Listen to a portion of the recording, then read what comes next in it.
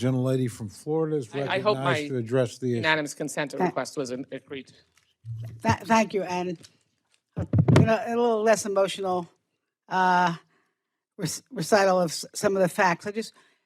A lot of what happened in my hometown in Palm Beach County, and actually it was the police chief in Palm Beach County that actually brought the whole Epstein matter to light. So I can assure you that I was very involved from day one when we found out about this. But just to reinforce what my colleague Debbie Wasserman-Schultz has said, in 2019, the Democratic Women's Caucus called for an oversight hearing to be held in Palm Beach County. Carol Maloney was the chair of the committee, and she agreed to do that. And we were about to do that when we were contacted by the Justice Department, who I guess were in either the beginning or the middle of their prosecution of Maxwell. And they told us that we would not be allowed to bring any victims to testify because of the potential of a later cross-examination, and they asked us not to have a hearing.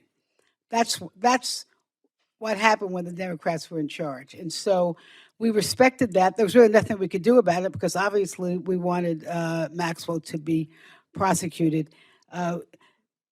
Jackie Spear and Debbie Wasserman-Schultz, with myself, we proposed legislation because the victims were never notified of the plea deal. And let me say, it wasn't just Acosta in Miami.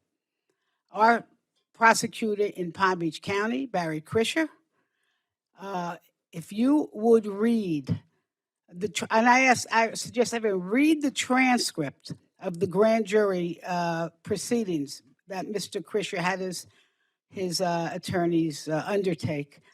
That transcript was made available by a lawsuit by the Palm Beach Post.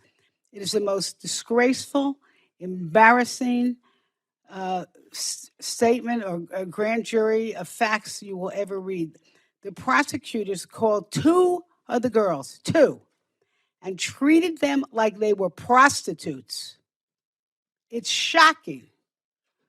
And that's why Mr. Epstein got charged just with soliciting a prostitute.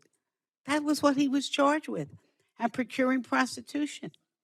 And that wasn't even, and then to make it worse, they sentenced him in we call the light jail in Palm Beach County, and he got not one cell, he got 2 cells, which I actually at some point got to visit after he had gone. But he had 1 cell where he could sleep and 1 cell where he could work, and then every day he was allowed out to go to his office where we're fairly certain he continued his activity. So a lot of bad stuff has happened. I don't know, how and why, but I do feel this, and I think all of us should agree with this.